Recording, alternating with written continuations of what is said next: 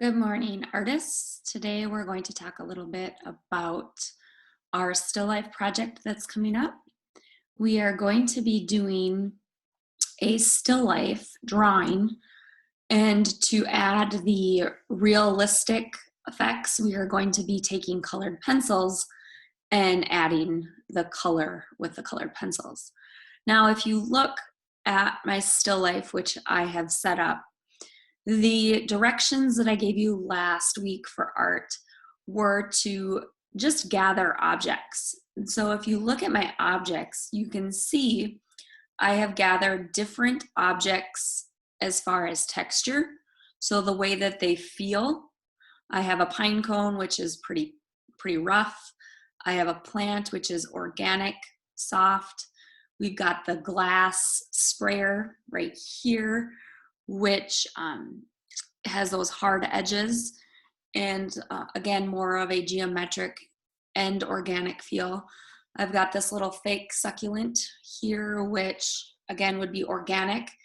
This geometric box, I mainly use that just to kind of lift my objects up off of, to get them a different level.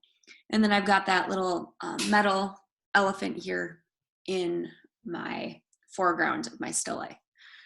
Now, a lot of you have already sent me your picture of your still life and your objects. One thing you need to consider when you're doing this still life and this project, you're not going to be able to move these every day or every time you work on them. You want them set up in a space where they're not going to be interrupted for a week's time. So now that my still life is set up, I'm going to leave it there until I'm actually done with the art project.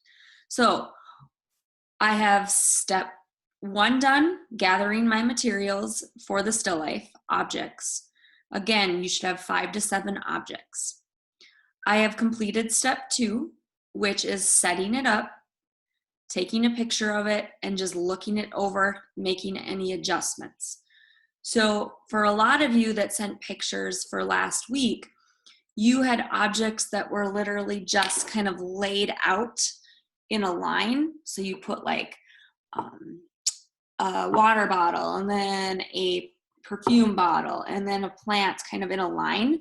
You want them staggered. So you want things overlapping. You don't want everything just laid out in front of you. Set it up and take some time into thinking about what it looks like as far as an artwork.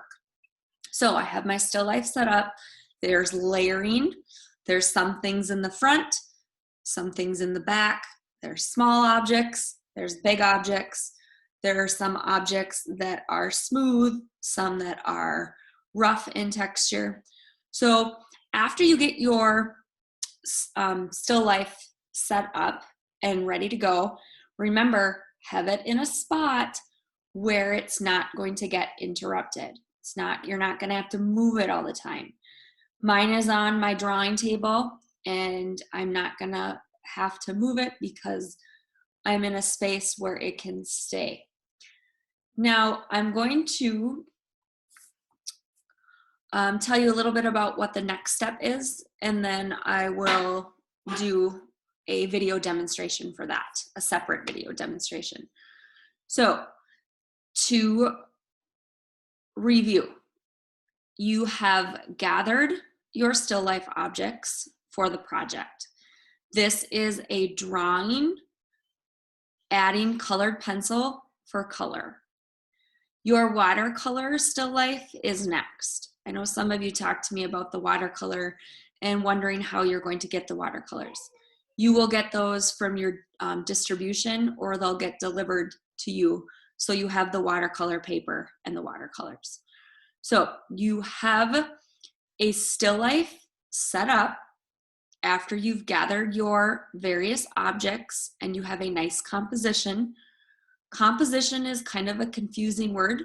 It's how things are set up within your sketch or within your drawing, painting, whatever it may be. So when I look at a composition, if I look at the entire still life, entire thing, that is an entire composition.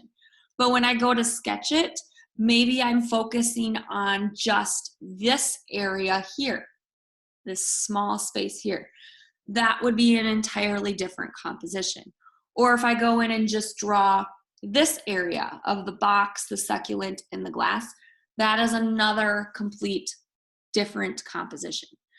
So you have gathered your items, 5 to 7 objects, various shapes, various textures.